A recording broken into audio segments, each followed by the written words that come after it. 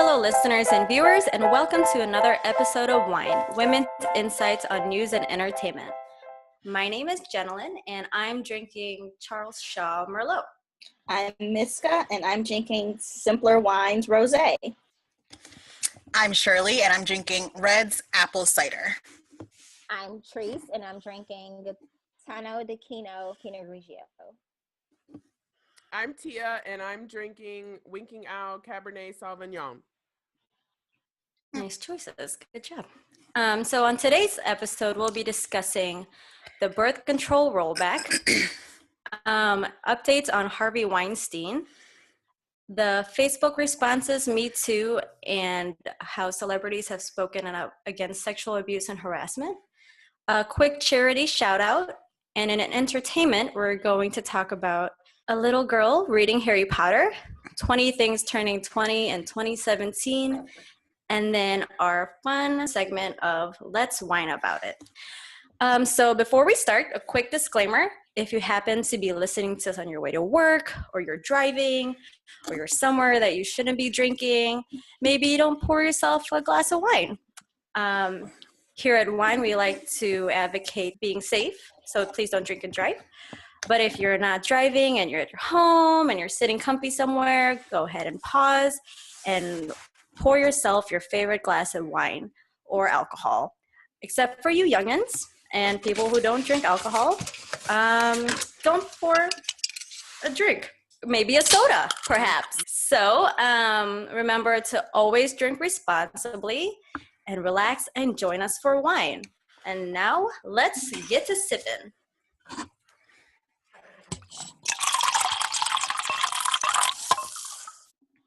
Happy 5th episode, everyone. Oh, this is our 5th episode. Milestone. 5 for 5. Get it? The 5 of us for 5 episodes. Yeah. Can you explain it again one more time? Oh, no. Okay. Okay, so let's go. In case you have missed it with all this shit going on in the world, there was a birth control rollback, and it happened on Friday, October 6th. The Trump administration moved to expand the rights of employers to deny women insurance coverage. So the Department of Health and Human Services issued this rule. It rolls back a federal requirement that employers must include birth control coverage in their health insurance plans. The rule offers an exemption to any employer that objects to covering contraception services on the basis of sincerely held religious beliefs or moral convictions. And just remember that this contraceptive coverage mandate was issued in the Obama administration under the Affordable Care Act in 2010, which removed any cost for birth control. So Trump administration is pretty proud of this. Speaker Paul Ryan hailed these rules as a landmark day for religious liberty. Mm-hmm. So it's just another tick of trying to get rid of whatever Obama did in his administration. What happened to separation of church and state? I don't know. Trump's president, so. That's yeah. There it is. Also, this fuck you to women. Guess what? We won't cover your birth control. But when you get pregnant, don't expect us to take care of them little bastards. Also, don't expect any time off. And that maternity leave, that's going to be unpaid. I'm sorry. So the logic is that the government will be staying out of businesses' business. Ooh, yeah. By allowing them to do things that stay with their religious beliefs. So that's another thing. So it's not just religious beliefs. It's also people who feel like they're like against birth control. So it lumps into that rule as well. So it doesn't technically have to be because your religion doesn't allow birth control. It could just be your feelings about it if you don't want to provide it. I have a interesting Facebook post I would like to share. She wrote I don't know if she copied and pasted from somewhere, but it was to the effect of okay, so now you're letting companies decide whether or not they want to allow women to have birth control, but what about in terms of religions? Because some religions, I know, like with Jehovah's Witnesses, they don't really allow for blood transfusions. Like that's not a part of their belief. And so then would that be like, it's like open the floodgates for all these other type of things that religions don't really believe in or ascribe to come in and do what they want in terms of like health advancements and stuff like that. I don't believe in vaccines. Is that a separate argument though? Because isn't that go ahead. It's a separate argument, but it was just like, so since you're going to allow companies to do this to women in terms of birth control, like you're no longer, because you don't believe in birth control or your religious faith doesn't allow you, whatever. Right. Don't believe in birth control, then like thinking like going deeper into it in terms of religious faiths in general, are you going to allow that religious freedom, to expand to other type of medical necessities or medical things? Don't they already? I don't know. I think they are. You're allowed to, as an individual anyway, deny certain medical procedures because of religious reasons. Right. But now because of your religious affiliation or your beliefs or your not belief in birth control, like disbelief in birth control, and don't want other people to use it and don't want to pay for it, if the owner of the company, say it was Jehovah's Witness, who they don't believe in blood transfusions, do they have, like, will companies have to pay, like, because they pay for medical, like for insurance and stuff, do they have to pay for that blood transfusion because they don't believe in it? Insurance companies, you mean? No, companies, because they're well, paying it would for be insurance. it would be the insurance company. So the organizations buy into, they get like a menu of things that they buy into when they offer health insurance to their employees. I don't think that's something that falls under it though. Well, but then could individual companies pick and choose what they're going to have, what they're going to specifically pay for and allow for from the insurance company?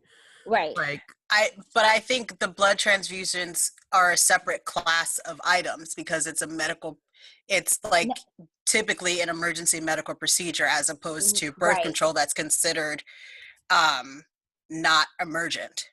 Sorry, I don't want to focus too much on the blood transfusion issue, but it was just more of the question of, is this now going to open the floodgates for companies to pick and choose what the fuck they're going to pay for, basically? Like, you're not giving women, you're not going to pay for birth control. So, like, does this now open the floodgates for me picking and choosing based on my religious faith or whatever I, ascribe to religious faith? Yeah, for sure.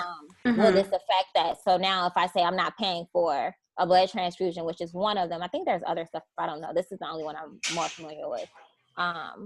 Or even like getting chemo, or anything like that. Like can companies now just pick and choose, like what Tia was saying?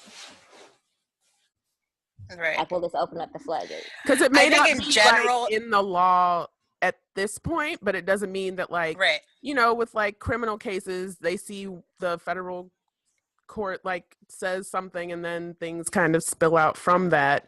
So is this going to be the same thing where, like, oh, well, this passed, so now insurance companies and legislators are going to get together to make it so that you can choose every single little thing that you want to allow or not allow in an insurance plan?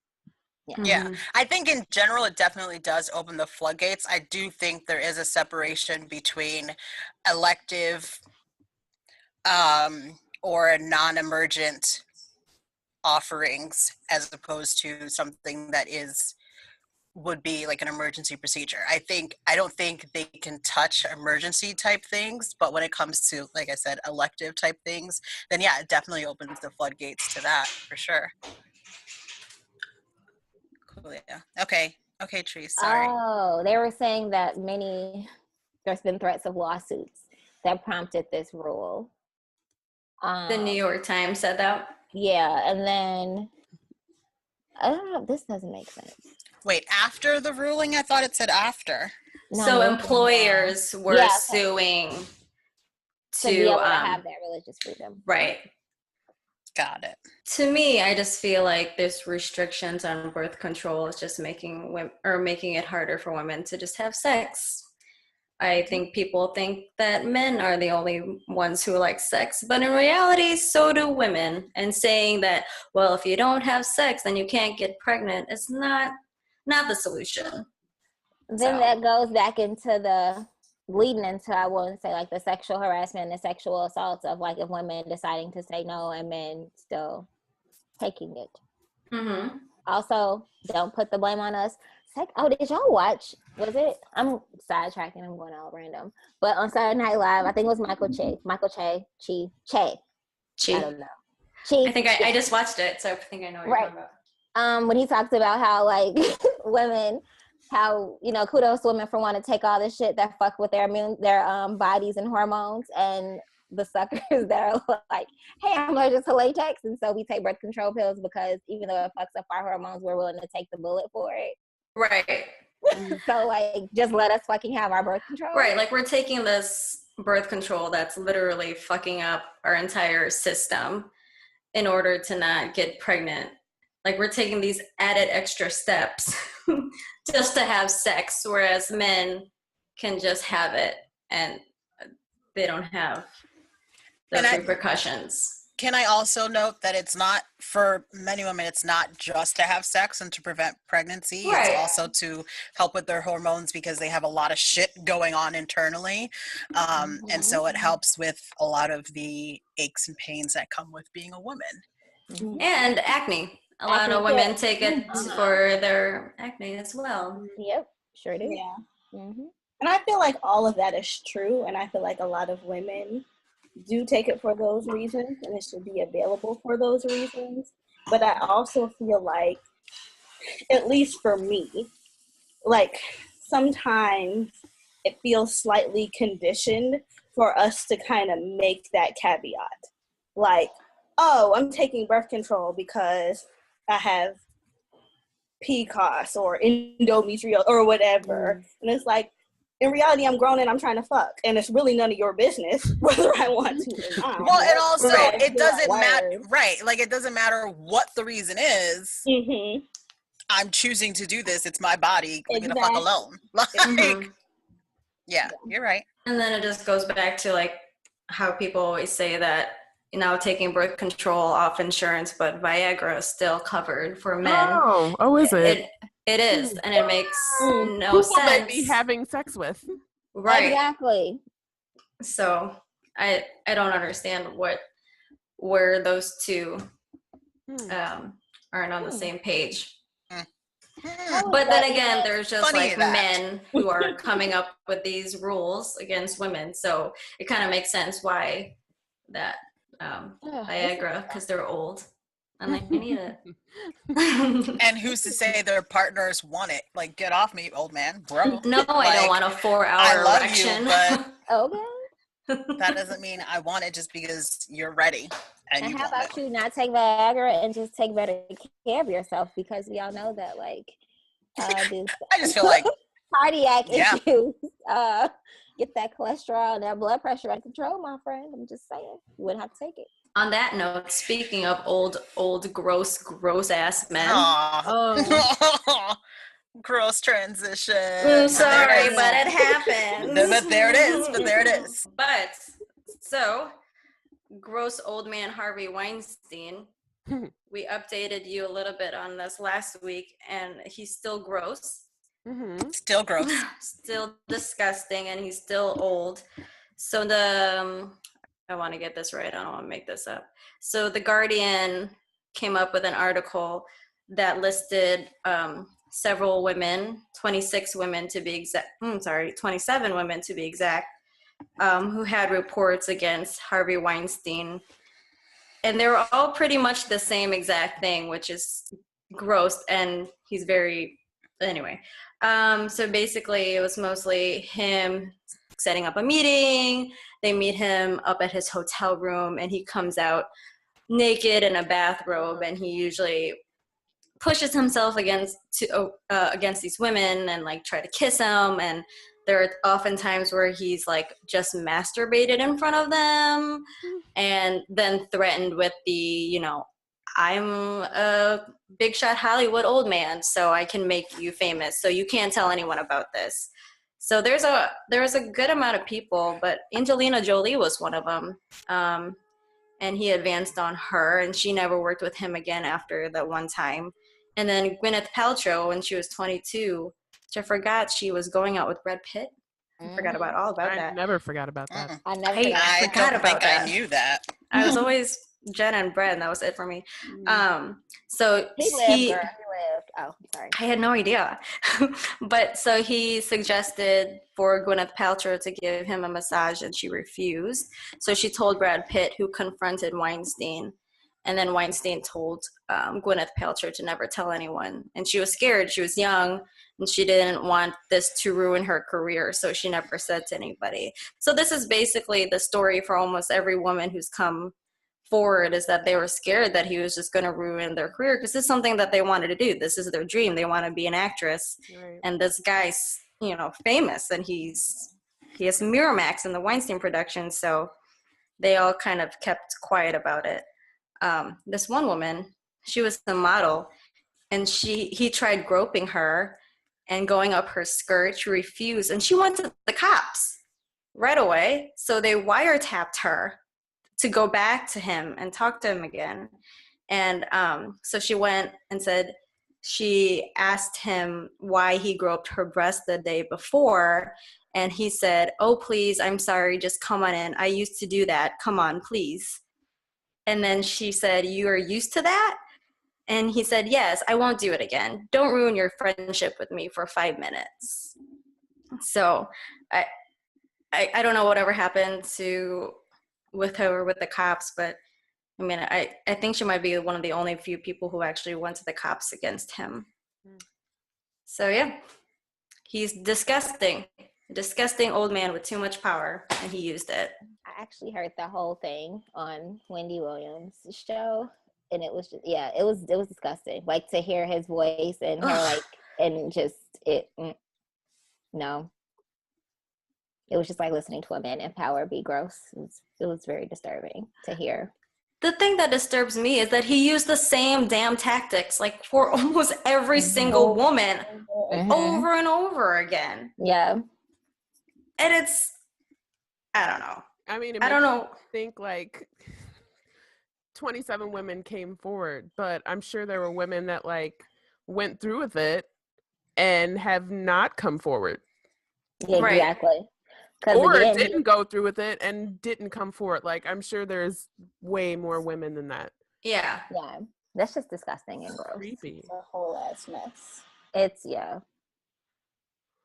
and it sucks because there's like a lot of like great actors and actresses, and it's like some of them probably didn't get their big break because they didn't play the game, quote unquote, do what he wanted them to do in that whatever hotel room he went to. Right.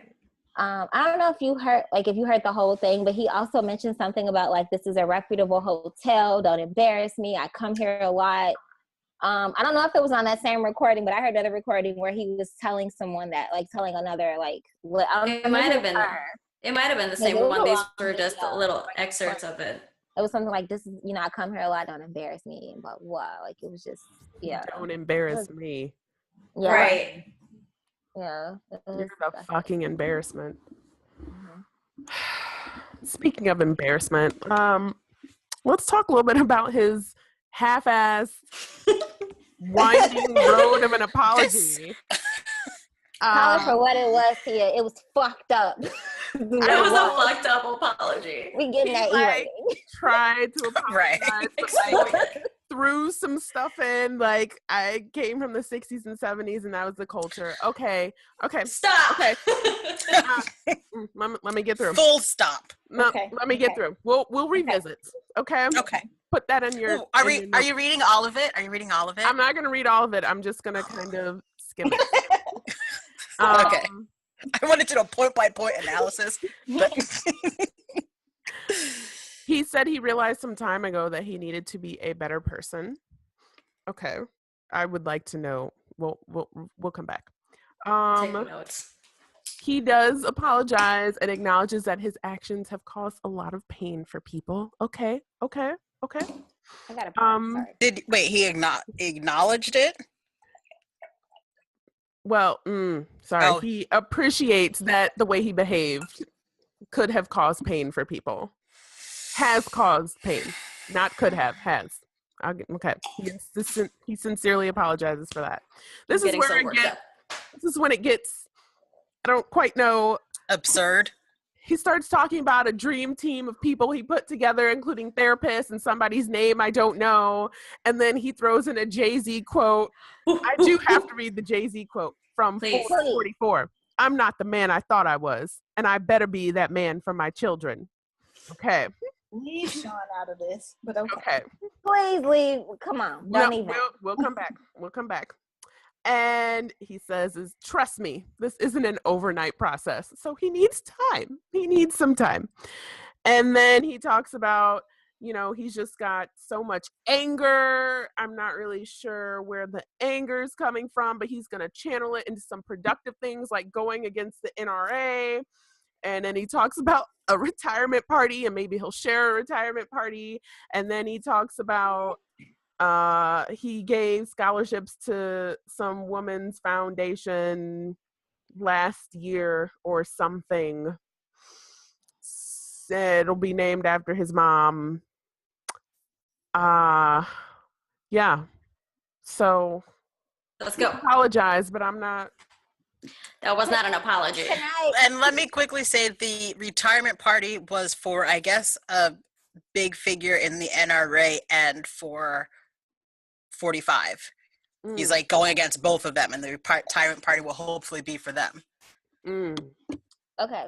Can I, before we dissect and rip the shreds? Yes, Tracy. Fucking fake ass apology.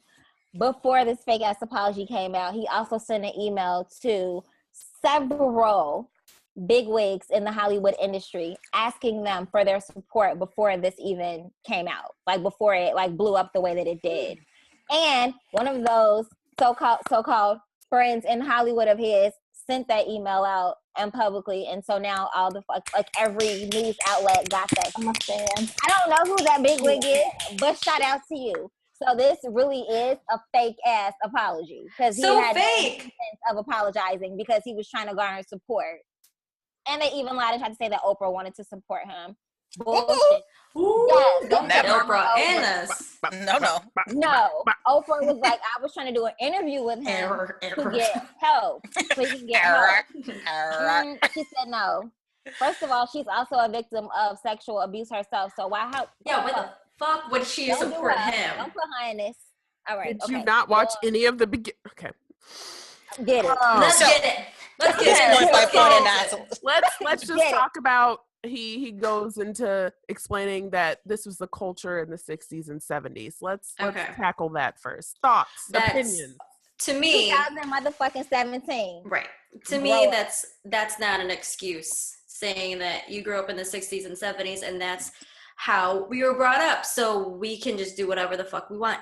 Because I know there are other people who were born in the 60s and 70s who grew up to be great citizens, who are not sexually harassing women and, grabbing them by the pussy, which was not him, but that's not an excuse. And what do you mean the rules about behavior in workplaces were different?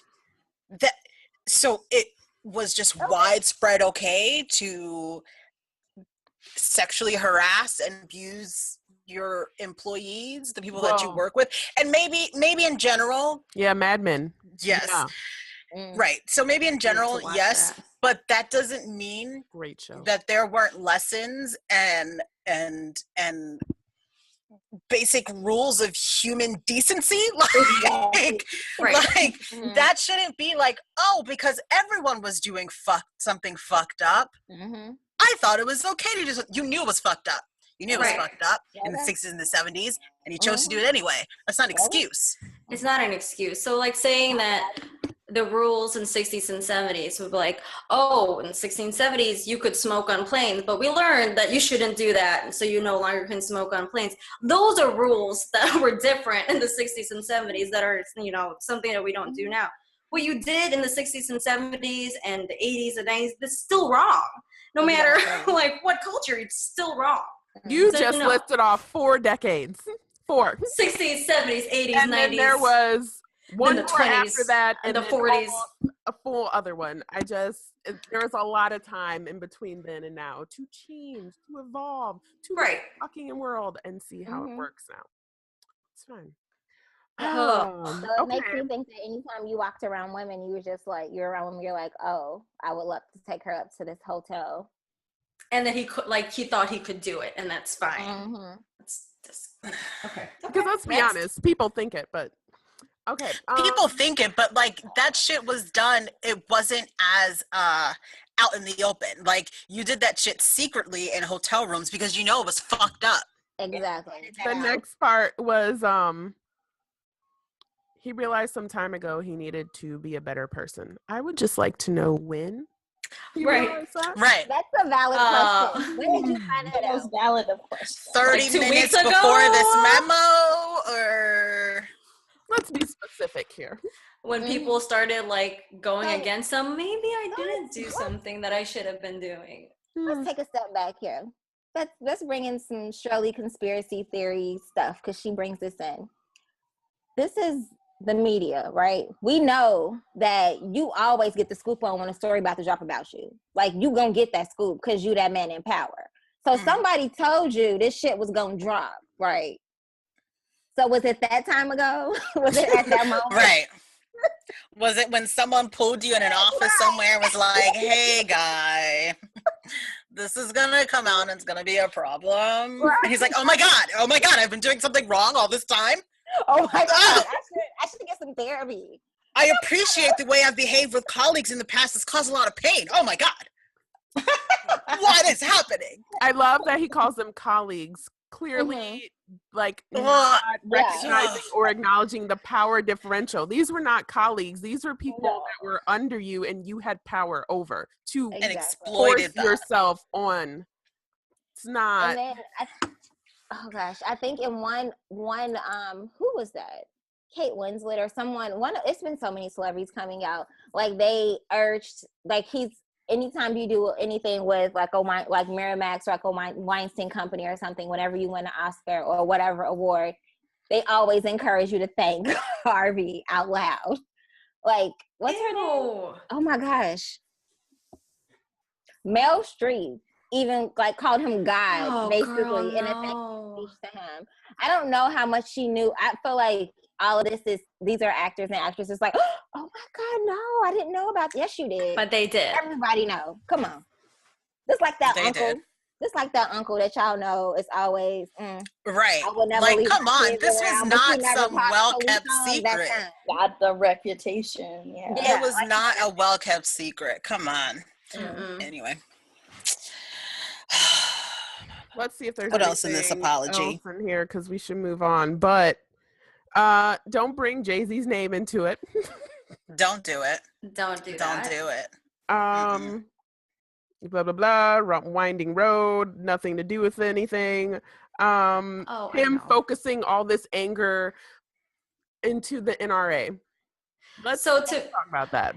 I read that differently. I thought that he was like going to the gun range and so that's not we're taking that at, we're going against the NRA is what he said. He needs to make that more clear in that apology letter. Right. He's like, I'm going to give the NRA my full attention. That's winding road. I don't see, like to me that's like, oh, okay, so he's gonna go to a gun range and he's gonna give them money. Okay, but he's probably against, right? Okay. I just want to know why he's channeling that anger into something that has nothing to do with his own issues. Like, why don't you turn that around on yourself and actually work on yourself and talk about how you're going to work on yourself? I have a question. Yes, ma'am. Because it just hit me. What is happening legally right now with him? Has he been formally charged? Nothing. Okay. I can only hope that something is in the works. Like maybe. So he's just at some cabin somewhere sending out memos and channeling his anger? Yeah. So there have been no legal charges pressed. Okay. No. So this is what had happened. Okay. So what had happened was like at least 8 of these women had settled with him, and didn't bring charges against him, and then they signed non-disclosure agreements, so they couldn't talk. And so I don't know about like now if any of these celebrities that have come out since are going to press charges or do anything about it, because a lot of them sign like stuff of like they probably you know. The state can press charges though. It doesn't have to necessarily be the individual victims. It would be great if it did, because it's 27 of them. Like this is a lot. And yeah, they could do like something like a class action to that effect. Okay. Like I was just wondering if he's just like chilling somewhere, just writing memos and challenging his anger. He's going to that therapy. He's wanting to get that therapy done, you know, because therapy stops everything. Because he says, I cannot be more remorseful about the people I hurt. That empty ass shit. You could be. Yeah. You could be. That fake ass apology because you emailed your executives and everybody else before that. Oh. But let's not think that he's just, I mean, he probably is sitting somewhere nice, whatever, but let's also recognize that like his reputation has fallen and there's no getting up from this. There's no coming back. There's no like return to grace or whatever. One would hope. Job at the company. Well, but you know, let me tell like you. that's a huge stain. You don't. Yeah. This is true, but what do we know about sexual assaults and sexual harassment and men? If they fucking win, they forget that shit ever happened. So all he has to do is in like 10 years, 15 years, come back, do a kick-ass movie, get somebody some goddamn Oscar, and then everything's gonna be all gravy again. Right. I mean, obviously he doesn't feel remorseful for any of this. That's fucked up, because I shouldn't be this jaded, but that's like how I don't want to be. Picture that's painted. It's like you win, you forget. I'm just gonna go ahead and Ben Roethlisberger, quarterback for fucking Steelers. He had like 2. I don't know the details and intricacies of the case, but he had like 2 charges against him for rape, like 2 allegations. That shit went away quickly when his ass started winning. I'm just saying. Kobe, I don't know. Was he cheating or was it Kobe. sexual assault? Kobe. No. Please edit that out because I do not want to get sued by Kobe. Please edit that shit out. Allegedly. Just say allegedly. Allegedly. We did forget about our allegedly. These are all allegedly stuff. Everything in the past 10 minutes is allegedly. It's a blanket allegedly. It's just allegedly. It's a blanket. Harvey, I have no money to pay you. Yeah. Like I can't. Allegedly. I'm just gonna throw Tia, just throw allegedly like in and out during the video. Just so I can just edit it and put it in there. This will be referred to as our kitchen table talk, so it's all alleged. Okay, hold on. Yeah. Give me some blank space. Allegedly. Okay, and then I'm gonna splice that into everything. Allegedly. And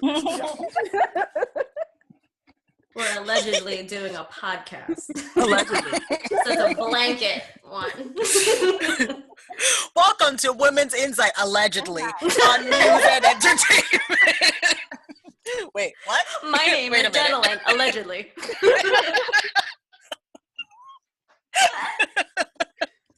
Oh, that was funny. Thank you for noticing. That was funny. That was a good one. I do that all the time. So good. Yeah. Anywho. Sidebar. Yeah. So before okay, one last thought. Harvey, dear Harvey, that apology was weak as fuck. You are a fucking mogul, an executive. You have so much power. How dare you? Who the fuck wrote this apology for you? Did you write this? What PR person did this? Go ahead and fire their ass right now, because that was weak as fuck. Mm-hmm.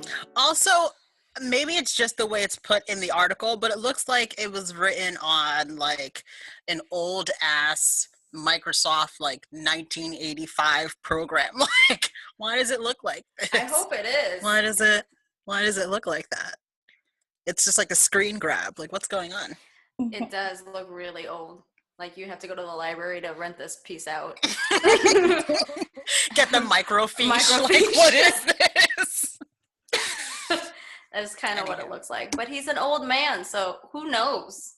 I was going to save this for the let's whine about it, but I'm fired up. So I'm going to do this now. Here's my frustration with this whole thing is there were undoubtedly so many people that knew this was going on and said and did nothing. So like this doesn't go to like the people that were victimized. This is for the people that knew what was going on and then did nothing. Like what's frustrating to me is that, and this was kind of brought up with Corey Feldman's, that's his name, right? Corey Feldman's like video and like testimony about talking about pedophiles in the entertainment industry. And it goes the same for not just the children, but the adult women, possibly men in the industry that were victimized and sexually harassed and abused. And like they were vulnerable people in a situation where they had no one to go to, or even if they did go to people, they weren't backed up. Like nothing happened, no one spoke up. And what's frustrating is I feel like so many people chose their career over being decent allies, decent people, and that makes no sense to me, because now all of a sudden it's like, oh yeah, I knew about this a year ago or 5 years ago and I felt it wasn't my place to say anything. If you knew about this, hell yes, okay, let's say even 5 years ago, this could have been stopped 5 years ago. If you knew about this 15 years ago, this could have been stopped 15 years ago, and you would have been applauded for being decent human beings. But these people chose their career over helping out their fellow actors and actresses, like, or children, like that. It's disgusting to me that people chose themselves and a paycheck or a project over helping a fellow human being. I can't understand it. I can't understand it. And that's my whine about it. That came early. Sorry to bring that really down, guys, but it's fucked up. It's fucked up. I'm sorry. I'm sorry for being sorry, but it got so quiet. I felt like Debbie Downer. Oh, I was processing it. Yeah, same. But like it needed to, like I think it just honed in on everything that we were discussing into one. Yeah, it's just disgusting. Like this could have stopped. Like when was Corey Feldman young and in the industry? What, 15, 20 years ago? That was in the 80s. 30 years ago? Yeah. Like this could have stopped 30 years ago. And we're talking about children. Yeah. Kids. Mm-hmm. Kids. Mm-hmm. Doing casting couches with children. Mm-hmm. That's not... And adults knew about it and did nothing. Did nothing. Yeah. And it also makes me wonder too, like, because there's so many like child stars who end up like on drugs or have like rough patch of like transitioning from like being a child star to being, I get like crossing over into adulthood or whatever, and like a lot of them do end up like I don't know how many of the population, but they do end up like on drugs and like doing like all kinds of other like weird shit happening to them. So I'm wondering if like that they just never spoke about it, but he spoke about it publicly and he's like, they don't want me to, like the whole interview. I was like, he did it later though, which is, I mean, he did it. So thank you. Mm-hmm. And thank you for trying to warn people. And he said, he even said, right. But he even said himself that he wished, because I guess they had a show, The Two Corys or something like that, with Corey Haim. I'm forgetting his name. Haim. Where they like confronted themselves, each other on the show, like, you knew this is happening, why didn't you do anything? And he's like, you know why? Because it was happening to me too. Why didn't you do anything? Do you know what I mean? Yeah. But it's like, it shouldn't be up to these children to have to deal with such adult and twisted and disgusting things, because we know other adults, like we said, we all, if you got that weird ass uncle in the family, right? Like they knew what he was, and they knew, just like all the other people that probably perpetrated these things, who they were and what they did. And they did nothing. They chose to do nothing. And that's disgusting. Like that is almost as bad as being the perpetrator. That bystander effect, it's fucked up. It's fucked up. and it hits me the most, especially when we're talking about children and pedophilia. Yeah. Like, we can't even protect our kids? Really? Really? Some of these people probably had children the same age as these kids. All right, so I want to say over the last disclaimer, I only just got this in my timeline as of yesterday, but a lot of women and now men have been posting #MeToo to show support and to raise awareness about sexual harassment and assault. So people are posting #MeToo or just MeToo with the caveat of stating that they've been either sexually harassed or assaulted by someone. And now men are joining as well. And the number is, I don't have the exact number and I don't have the origin of when it started, like the actual awareness decision to hashtag it started. But it's a lot of fucking people. And it's bothersome to me of even, like, I know I shared mine about being sexually harassed. And then I'm seeing like so many other people on my timeline. And I want to say maybe 800 Facebook friends. And probably a third, maybe half of them have been posting about Me Too. And It's really alarming. Even on Twitter as well, like some of my, like, the people I follow on Twitter as well have been hashtagging it, which means it's a fucking problem. Like, this is something that needs to be addressed. I don't know if you guys have been seeing the same thing or want to weigh in on that. I guess what's been alarming for me is I've noticed a lot of across social media platforms, friends and not friends, a lot of males posting the Me Too status and sharing their stories. And that's what I think. I mean, I know that men are also subject to sexual harassment and sexual abuse, but it's been surprising to me seeing so many across my social media platforms. So, because it has to transition to celebrity news in some way, there is one celebrity who's been very vocal and spoken out, Gabrielle Union. There's this issue, we can talk about this later, I guess, but there's this whole issue with victim blaming. One of the big things is like women putting themselves in certain situations or wearing certain clothing that may evoke or provoke men to want to do things to them, to rape them or be these sexual advances unwanted.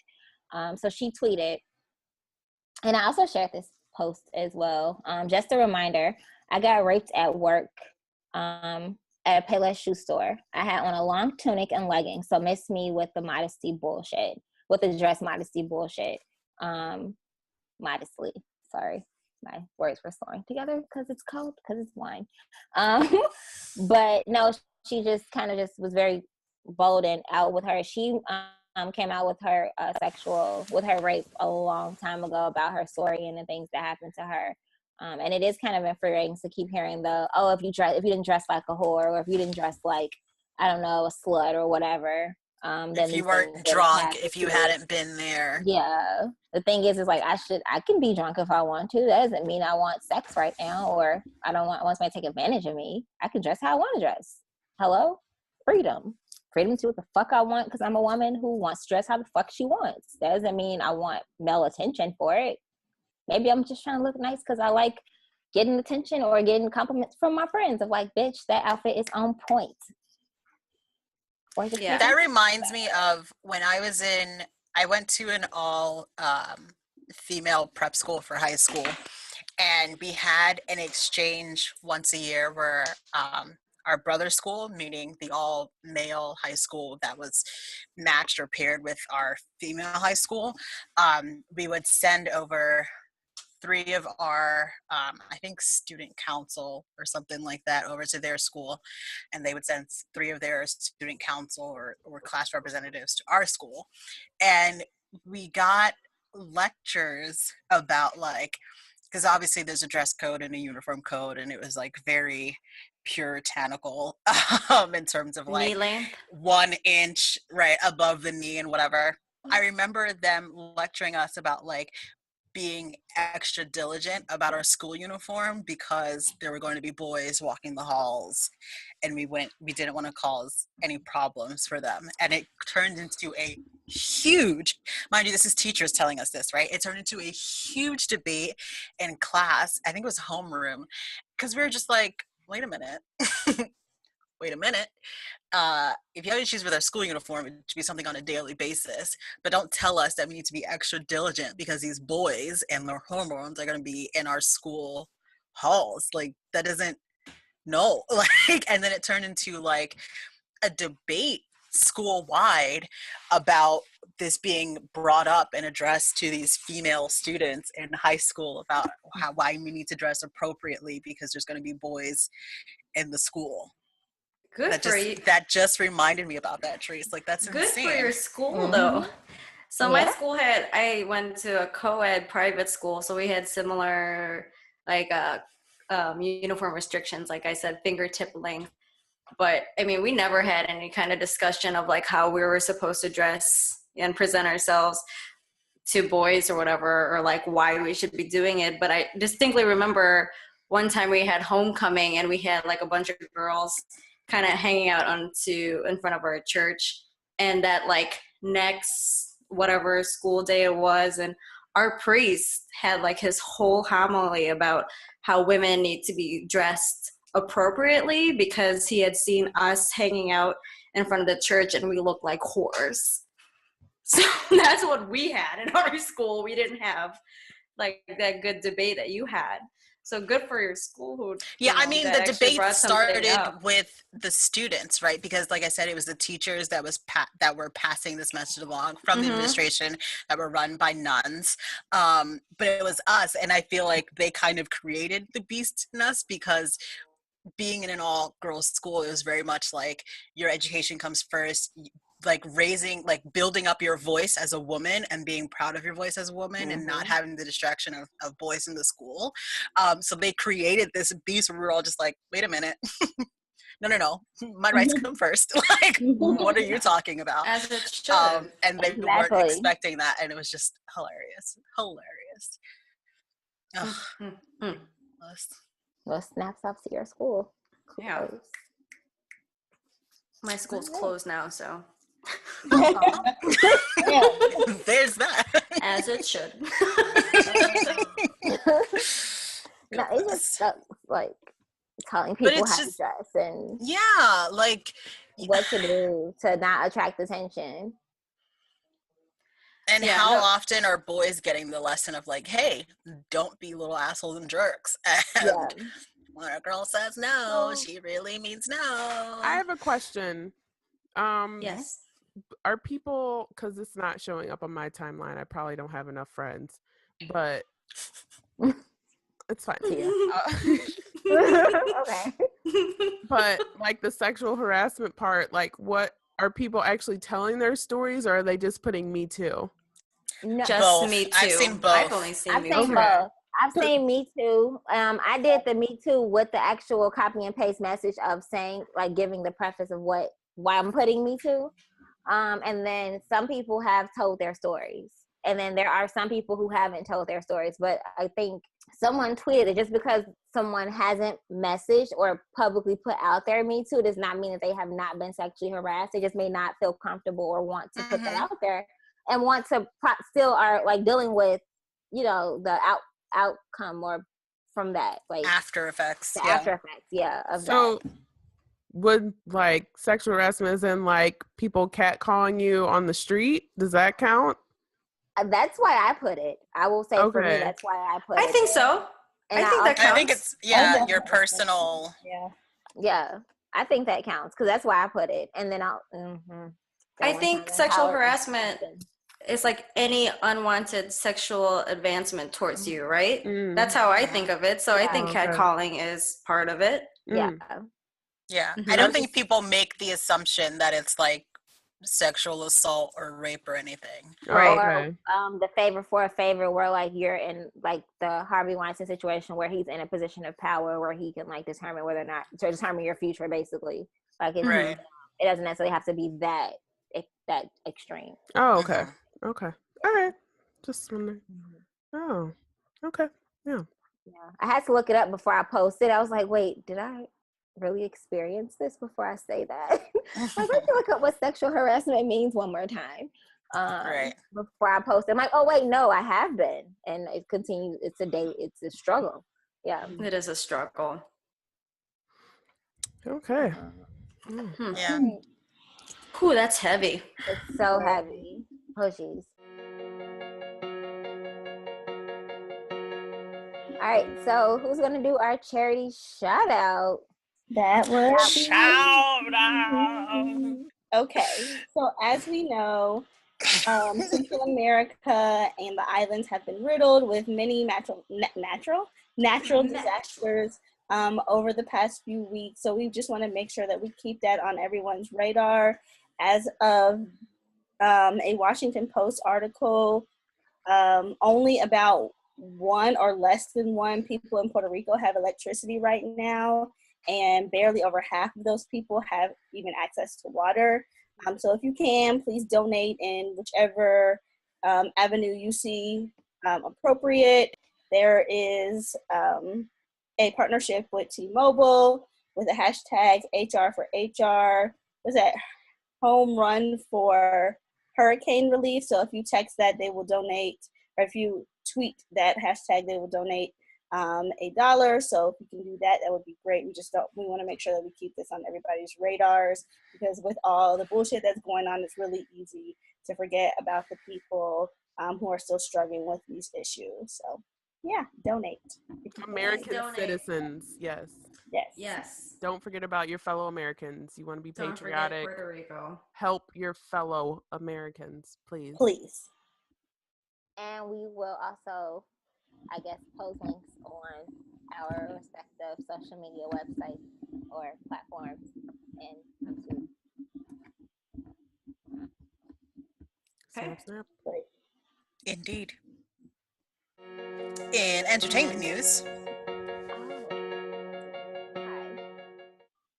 Hello. So, I mean, we've been talking about some really heavy shit, to be honest. It's been super heavy. So we have some relief by a cute 9-year-old who I think is just adorable, first of all, before I get into it. And yes, it is about Harry Potter. So there is this 9-year-old girl. So BuzzFeed did this article, and because it's BuzzFeed, it is very short and sweet and to the point, which is awesome. This little 9-year-old girl from St. Louis, Missouri. Oh my. Okay. Relax. So we got this really cute 9-year-old. So BuzzFeed posted this article about this really cute 9-year-old girl named Ellie from St. Louis, Missouri. And so she's currently reading her mom's old Harry Potter books from when she was younger, which is even more adorable because it's really cute.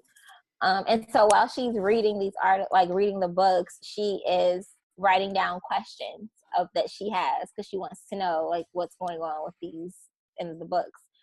So one of the questions she has is Harry going to do well at his first Quidditch match? So adorable. Precious.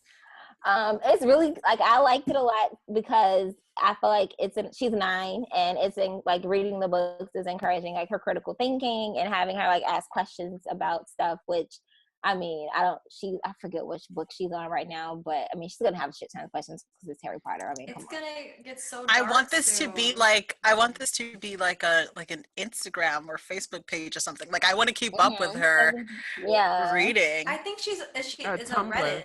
Isn't it on Reddit? Oh. I figured it would be something on Reddit. Probably. Yeah, I think it's on Reddit. Yeah. Nice. So she's leaving. I will be checking that. I don't understand Reddit, but neither do I. I'll just click the links. Keep me posted. Let us know what's going on with her. It's really cute because the mom said she'll find like little scrolled up rolls of the questions that she's writing near the book. I saw that. Which is really adorable. The whole article is cute. We can post it. I'll post it on like our Facebook page if you guys. It'll be on the YouTube video but for sure. But it's really cute, and I mean, it just speaks to the volume that Harry Potter is amazing, and that kids should start reading it. I mean, 9 years old, she's already a rock star in my book. Can I say what my favorite one is? It's the first one in the Reddit link, and it's Snape is suspicious. I wonder what he is up to. Oh, girl, she's gonna go on a roller coaster ride with him. She will. She don't even know. A treat, my girl. Yes. Yeah. Yes. I think it's just so precious and wholesome to like have this girl read Harry Potter for the first time. And it's just so cute that she's like taking notes and that her mom gets to live through this as well. Yeah. So that was a cute Harry Potter story. I think we're gonna do something with Tia. Yeah, that's me. Yeah, that's me. That is you. Yeah, that's my name. So I thought that this would be fun. It is 20 things that turned 20 in 2017.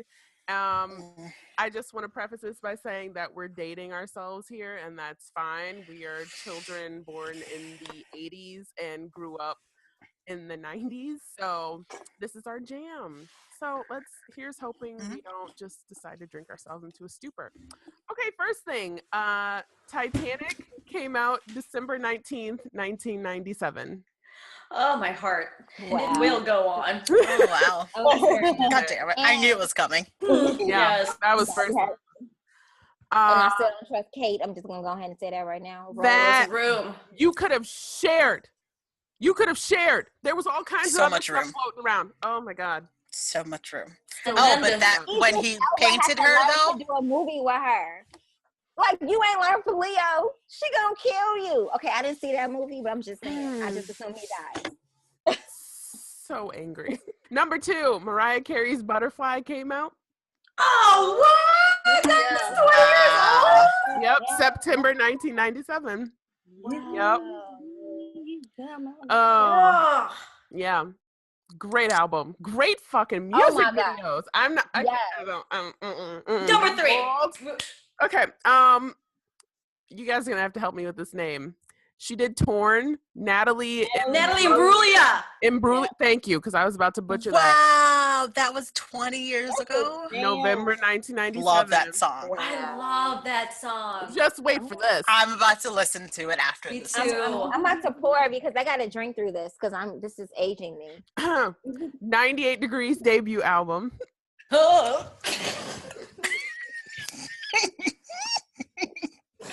We're down 2 women. Oh my God. I wasn't ready. Not ready for that. Okay. Hold out to this. Backstreet Boys US debut album. They had 2 international ones before this, and this was like of course, because they always went to Europe first because they were more because they're gonna hit bigger in Europe, and then exactly they was a bigger market. Whatever. Oh my God. Hanson came out for that. Okay. That was my first CD. Oh, Tia, I know it. Oh, wow. Oh, yeah, I know. That's embarrassing. Embarrassing fact of the night, not just my I always found that CD in Tia's car, and I put that right back in. I listened to that shit on repeat. I mean, there was just a TRL thing. I just never, I didn't. It was just that one song. Yeah, I was never big because I thought, I honestly thought they were women for a hot minute until someone said they were boys. That's a fair assumption because I thought that too. Sure did. They were creepy to me. They were like Children of the Corn to me. They're like Swedish. Okay, I could see that. Harry Potter and the Philosopher's Stone. Oh, true that. It is. No. In the U.S., it hit shelves in 1998 as the Sorcerer's Stone, but in the UK, the original came out as the Philosopher's Stone in 1997. Wow. Changed another Harry Potter thing. Thank you, JK. Yep. Cheers to you, JK. You say, girl, you don't even know. The movie. I heard that as thank you, JK. The movie biopic Selena came out, starring Jennifer Lopez, and kind of rocketed her career. Oh my God! A fly girl to a movie that was star. my jam. I was so confused. I just sang her that song that randomly. Didn't I win all the world? That's that song. Like, another song I'll be listening to. That is always on my playlist. Like I don't care what playlist I have going on. It is always a part of it. Sure is. That is my jam. Spotify's about to email me like, "Are you okay?" I'm about to start adding this. What are you doing? Romy and Michelle's high school reunion, which was oh my God! So me and my best friend, we watched that all the time. And her little brother called it Romy and Maromi because he didn't know how to. I'm the Mary. I'm the Mary. We used to watch it all the time. Spice World. No, don't you? Wow. These were classic movies. I'm ready. Yeah, I watched the shit out of that show. I did too. Good Will Hunting, Matt Damon, and Ben Affleck. Fuck Harvey Weinstein. Oscar. Yeah. Yes, but also Robin Williams earned his first and only Oscar for Best Actor in a Supporting Role, which is pretty cool. Robin Williams. Yes. Drink Oh, for that. rest Drink in for peace. Robin Williams. Yeah. My Best Friend's Wedding with Julia Roberts and Cameron Diaz. I was wanting to watch that recently. What is going on? You have an internal clock telling you it's time. It is. That's what's happening. Oh man. This next one. I thought that was gonna happen to me at one point. Didn't happen. Damn it! I always wanted that to happen. Go ahead. I'm listening. Air Bud. My Air Bud. What? Whoa. That dog's probably dead now, huh? That's sad. Yeah, for sure. He was my favorite basketball player. I just got that. Hey. Michael Jordan, Air Bud. That boy was hot. Matt Ziegler, whatever his name was. Tell me the title. Boy was Air Bud.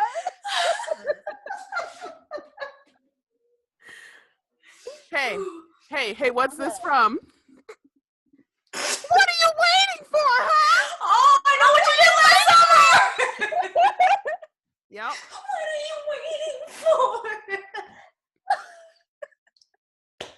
And of course, Scary Movie has to ruin it. Men in Black. The flashy thingy. The memory. The memory. Ooh, we The zipper are zapper. Men in Black. No. And finally, no, not finally. Buffy the Vampire Slayer started. Daria started. Daria was great. South Park started. The View started. And Ally McBeal. Wow. Ally McBeal. Yeah. And that completes our 20. So, Wow. So That's it just a lot. goes to prove that was the best of times 20 years ago. it's the best of times and the best of times. Exactly. I mean, shout out to that boy band starting it out, though. Yeah, shit. Let's get that, Okay, so we are at our fun segment of Let's Whine About It.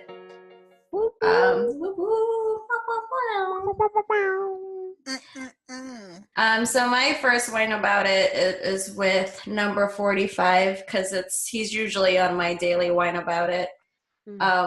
But he went to some sort of rally, I don't know, but he basically said they don't use the word Christmas because it's not politically correct. So we're saying Merry Christmas again. And I wanted to whine about it because it also says that he wants to say Merry Christmas because he doesn't want to target religious groups by isolating and that we can't say Merry Christmas anymore.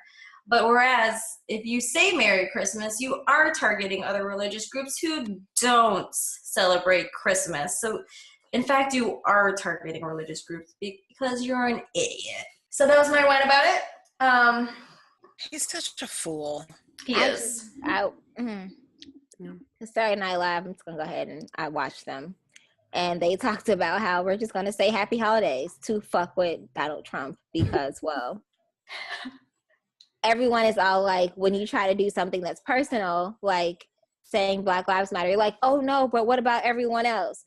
So fucking Happy Holidays to encompass everyone else. Exactly. That includes everyone. So now it's Happy Holidays. All holidays matter. So. Exactly. Every single one. sure does. That might be our title. That might have been it. That might All holidays That matter. might be it. All holidays matter. Because they do. So I like it. So that was my whine about it. So my whine about it has to do with the Hallmark Channel because I'm an old lady. And by old lady, I mean in my 30s. So I'm in that demographic. I watch a lot of Hallmark movies. And something just really ground my gears this past weekend because I was hallmarking it up. But it was a movie. I'm not going to say which one it was. It was a movie about a single mother who goes with her 2 children to the beach. She rents a beach house. That could have been, like, that's at least 20 movies from Hallmark. Yes.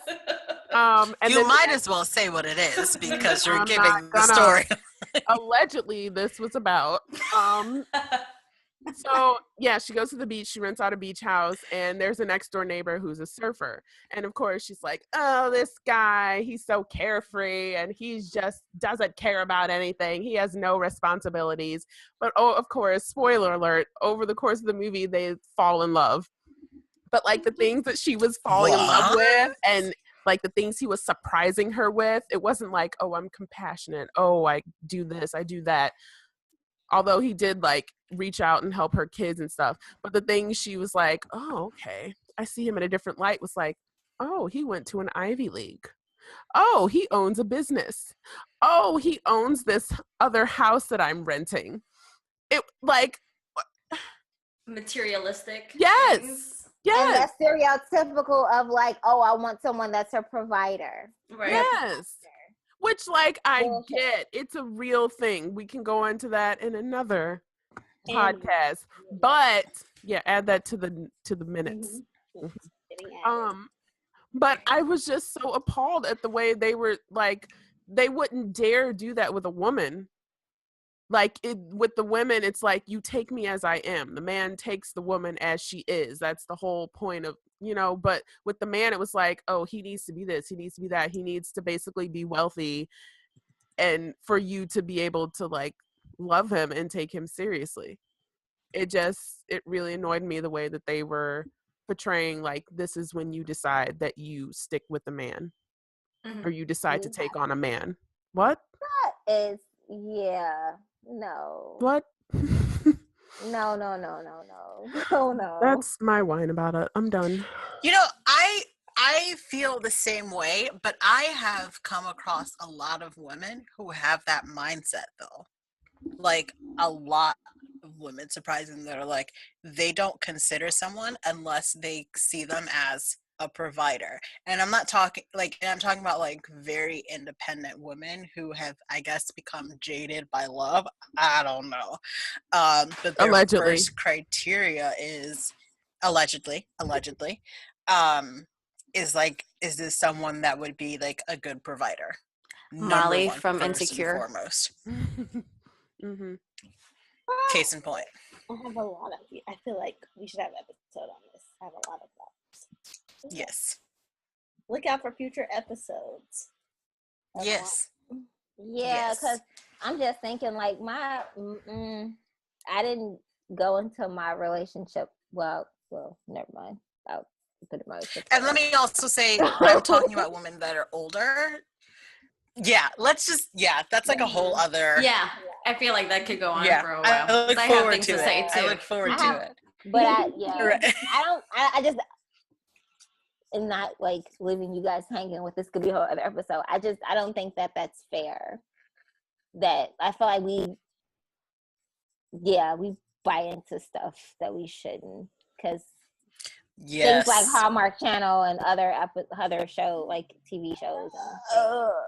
Yeah.